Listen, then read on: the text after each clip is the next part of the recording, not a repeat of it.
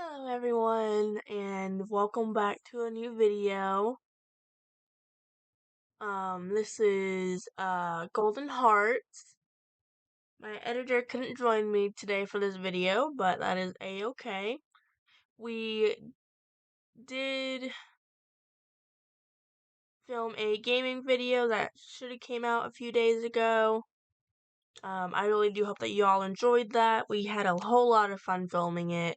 But let's get into the book. Okay, chapter 16. Welcome back. The rest of the week flew by. She did not return to the pizzeria until that following Monday, making sure she looked all right in her uniform. She sighed. Your name stepped out of the bathroom and into her and Marcus's room, though she guessed it was just hers now. She glanced at the boxes that were full of Marcus's things. She really didn't want to look at them anymore. Quickly making her way down the stairs, she exited her home. Getting in her car, she drove to the pizzeria. She soon began to get giddy.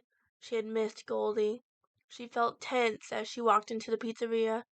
After all, who could blame her? So much had happened here. Upon entering the pizzeria, she froze. A tall man was in the entryway. He wore a uniform that matched hers. However, it was purple. He was quite handsome, and he grinned when his eyes landed on hers. Like what you see in Sweet Pie, Sweetie Pie, he asked, raising a brow. Your name's eyes narrowed. No, I was just surprised to see you there. Besides, I'm taken. She forced herself to smile politely, as she didn't want to be rude. Glancing to the stage, she noticed the animatronics were keeping their eye on them. I've actually never met another guard, she said, turning back to him. From here, she could sense the tension raging off the stage. Well, I'm Vincent. Pleasure to meet ya. I've heard all about you. His grin stretched wider. And your name stiffened. Anyways, I'm sure things will be much more interesting now that we know each other.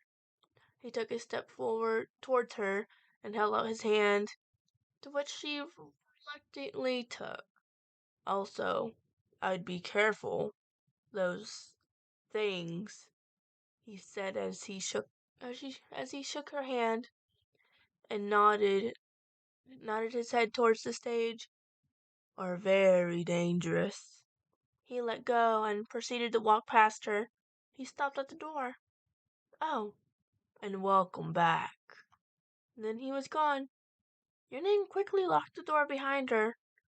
Your name stepped away from the door. She could hear hurried footsteps heading towards her. She felt as if that welcome wasn't very genuine.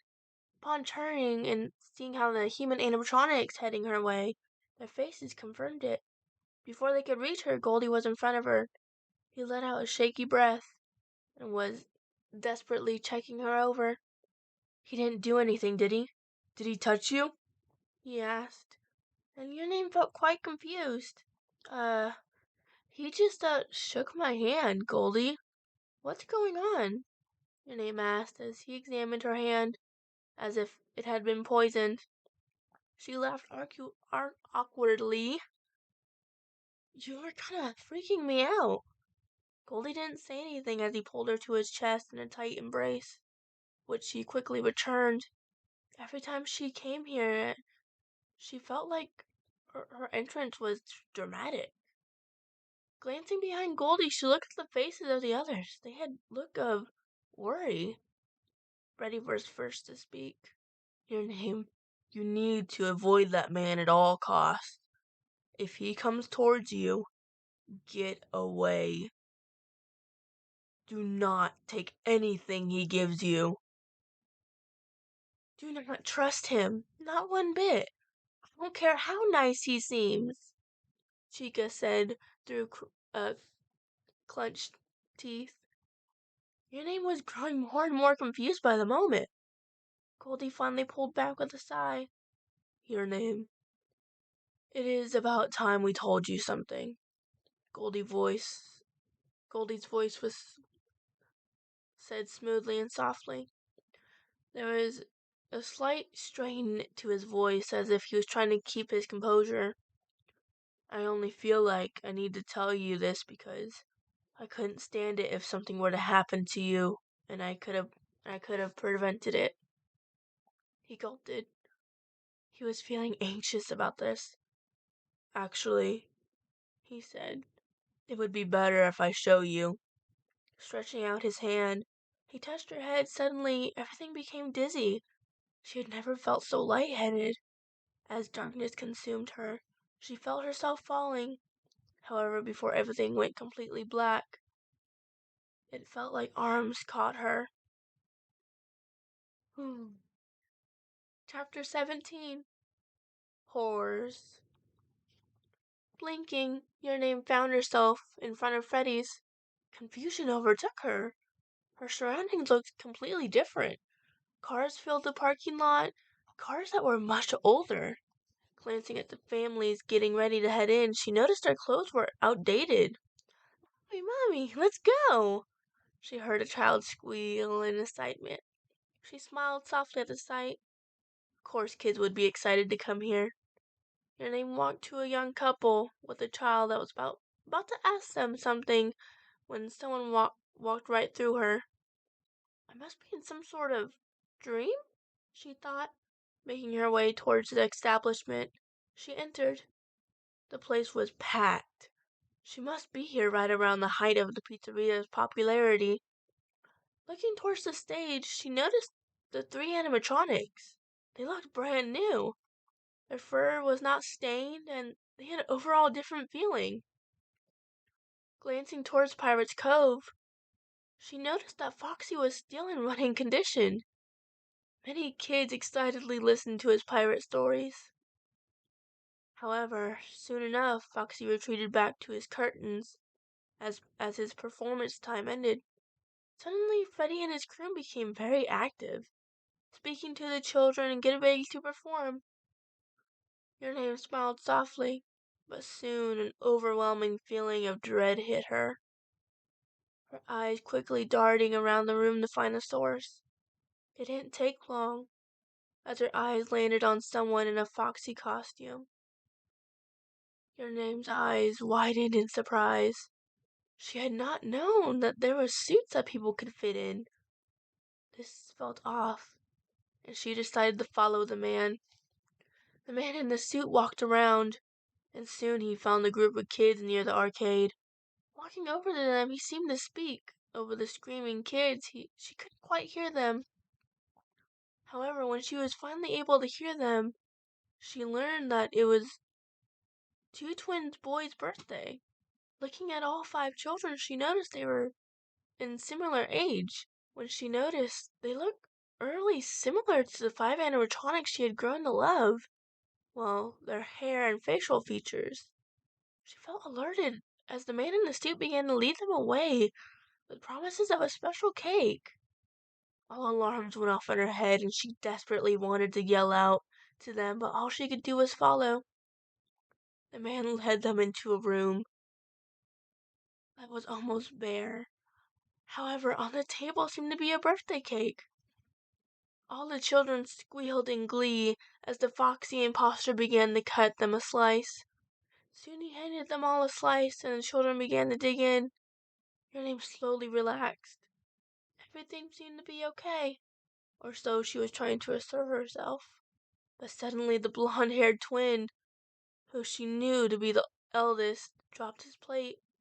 His eyes widened in surprise as he grabbed at his throat.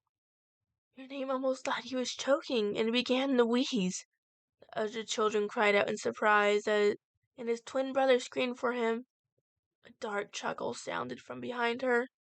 She whipped her head around and froze. Vincent. He was now out of the foxy costume, and his purple uniform gave him away. Pulling a knife out of his pocket, he walked through Your Name and towards the kids. Soon the other children began to choke, falling to the same fate as the eldest twin. Vincent grabbed the blonde boy by the hair and everything began clicking in place for her. She let out a scream of horror, and Vincent drove a knife into the child's stomach. Everything began spinning as she listened to the kid's cries and screams. Soon after, darkness consumed her again, but she would never forget what she saw or heard. Oh, that is so sad. Oh my goodness. We always forget that Freddy's is. It's so sad. Okay. Why not? Let's read one more chapter. Chapter 18, Determination. Goldie watched over Your Name carefully as the others stood a bit away, keeping their distance. Her eyes darted underneath her eyelids, and he wondered what she was currently seeing. But when she began to thrash and scream, he knew what was happening. Pulling her close, he had to keep himself from crying. She was witnessing his death. Soon enough, the screaming stopped, and he wiped the tears that had fallen. She's going to wake soon, Goldie said softly, and the others ventured closer. Coming to, it felt like her throat was sore. Your Name's eyes fluttered open, taking in the surroundings. She was back at the pizzeria in her time. Her eyes landed on Goldie. His face was full of guilt and concern. Upon seeing him, she flung her arms around his neck. Goldie immediately clung to her, squeezing his eyes closed, a choked sob shaking the small girl. He rubbed her back in comfort as he whispered soft apologies. Once she calmed down, she created a bit of a distance between them. "Was that all of you?" she asked softly. "Yes," Freddy spoke, and Goldie was thankful. He was feeling slightly drained from having showed her their memories. "Vincent, he... Oh my God!" She covered her mouth, beginning to tremble again. "You guys were just kids! How could he?" Your Name couldn't process the horror she had just seen. "This is why we want you to be cautious of him," Foxy spoke this time. Bonnie and Chica nodded. "He has his eyes on you. He's noticed we won't hurt you," Goldie spoke softly. "But I swear we won't let him lay a finger on you. You just have to please trust us. He's gonna try to convince you not to. He has a silver tongue," Chica said, kneeling beside Goldie and Your Name. "Don't let him convince you," she was pleading, a sad look in her eyes. Your Name was in disbelief at what Vincent had done. However, she gave him the creeps anyway. She gave him the creeps anyways. Goldie was watching Your Name closely. She was pale and her clothes stuck to her from all the sweat. It was no doubt from that trip into the past had taken a toll on her frail body. He frowned to himself, hating having to put her through all that. After all, it was their burden to bear. However, with Vincent's interest in her, he needed Your Name to grasp the severity of the situation. After all, Goldie could not bear to have what happened to them to her. "Are you feeling all right?" he asked softly, seemingly startling her from her thoughts. Her eyes met his and she nodded. "I'll be okay," she spoke, looking down at her hands. All five of them stood there feeling guilty, not knowing what to do.